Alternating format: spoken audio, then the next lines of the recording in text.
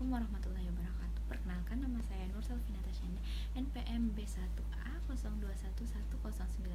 Di sini saya berasal dari Universitas Bengkulu, Fakultas Hukum, angkatan 21.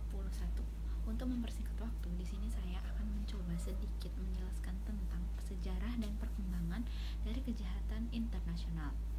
Pertumbuhan dan perkembangan tindak pidana internasional diawali oleh sejarah panjang mengenai perang yang telah terjadi sejak era perkembangan masyarakat internasional tradisional sampai dengan perkembangan masyarakat modern yang seperti yang kita rasakan saat ini. Perang Dunia Kedua telah melahirkan berbagai tindak pidana baru yang merupakan pelanggaran atas perjanjian-perjanjian yang telah ditandatangani di antara negara anggota Liga Bangsa-Bangsa. Pelanggaran-pelanggaran tersebut dalam bentuk kekejaman yang tiada taranya serta pelanggaran atas hukum yang telah terjadi di antara Jerman dan sekutunya. Kejadian-kejadian tersebut telah memperkuat kehendak mengajukan kembali gagasan pembentukan atas suatu mahkamah pidana internasional. Pada tahun 1947, masalah pembentukan Mahkamah Pidana Internasional diserahkan kepada International Law Commission atau ILC yang terdiri dari kelompok ahli hukum termuka dari berbagai negara yang dibentuk oleh Perserikatan Bangsa-Bangsa dan bertugas menyusun suatu kodifikasi hukum internasional bertitik tolak dari pengalaman-pengalaman peperangan. Maka masyarakat internasional melalui Perserikatan Bangsa-Bangsa telah sepakat menempatkan kejahatan-kejahatan yang dilakukan semasa perang sebagai kejahatan yang mengancam dan serta merugikan serta merusak tatanan hidup bermasyarakat internasional.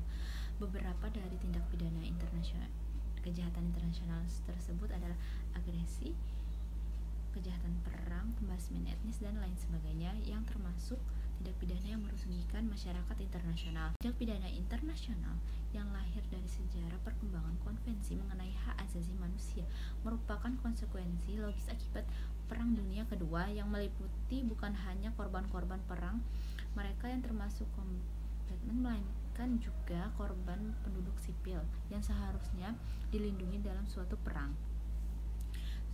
Salah satu dari tindak pidana ini adalah crime of genocide yang sesuai dengan deklarasi PBB pada tanggal 11 Desember 1946 sebagai kejahatan hukum internasional dalam naskah rancangan Undang-Undang Pidana Internasional atau The International Criminal Code pada tahun 1954.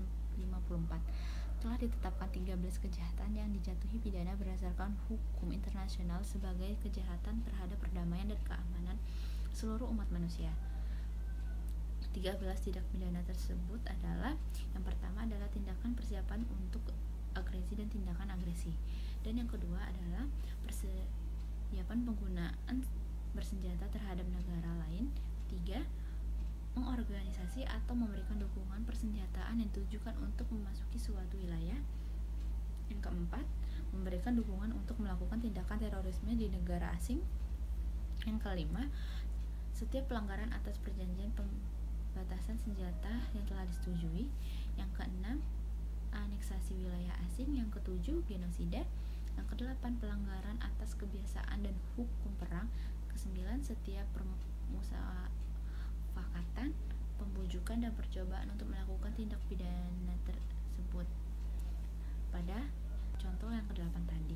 Yang ke-10 adalah pirasi, yang ke-11 adalah slavery, yang ke-12 adalah apartheid, yang ke-13 adalah threat and use of office against internationally protected person. Tindak pidana internasional adalah suatu tindakan yang diakui secara universal sebagai tindak pidana. Pengakuan secara universal tindak pidana disebabkan tindak pidana merupakan persoalan yang sangat besar dan menjadi perhatian masyarakat internasional.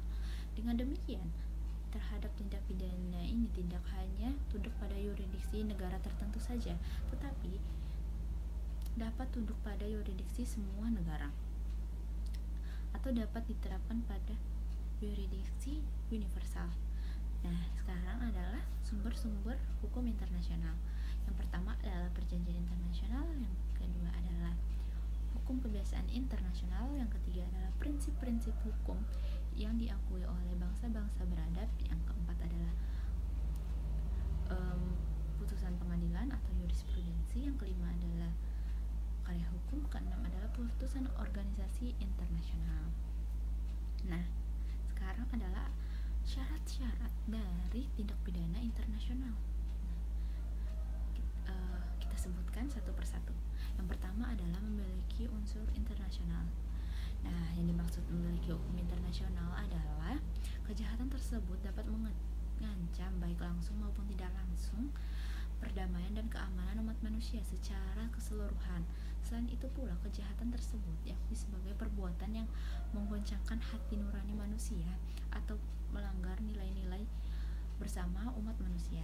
Nah, yang selanjutnya adalah yang kedua, syarat dari kejahatan internasional memiliki unsur transnasional. Nah, apa sih unsur transnasional? Adalah menunjukkan bahwa tindak pidana tersebut mempengaruhi keselamatan umum dan kepentingan ekonomi lebih dari suatu negara. Tindak pidana tersebut biasanya melintasi batas-batas wilayah negara, termasuk melibatkan dan mengakibatkan kepada warga negara yang lebih dari satu negara dan menggunakan sarana dan prasarana atau cara-cara yang bersifat lintas negara. Yang selanjutnya adalah yang ketiga, memiliki unsur keharusan. Nah, apa sih maksudnya? Nah, dalam maksud ini adalah dalam rangka pemberantasan dan penegakan hukum pidana internasional diperlukan kerjasama internasional. Kerjasama tersebut dikarenakan kejahatan tersebut sudah menjadi delik jus gentum yang menjadi perhatian lebih dari suatu negara, bahkan di seluruh masyarakat dunia. Oleh karena itu, setiap kejahatan tersebut semua negara berhak dan berkewajiban menangkap, menahan, menuntut, serta mengadili pelaku kejahatan dimanapun tindak pidana internasional itu dilakukan. Nah, sekarang adalah jenis-jenis tindak pidana atau kejahatan-kejahatan internasional.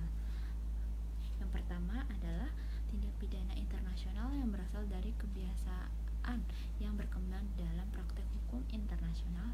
Dan yang kedua adalah tindak pidana internasional yang berasal dari konvensi-konvensi internasional.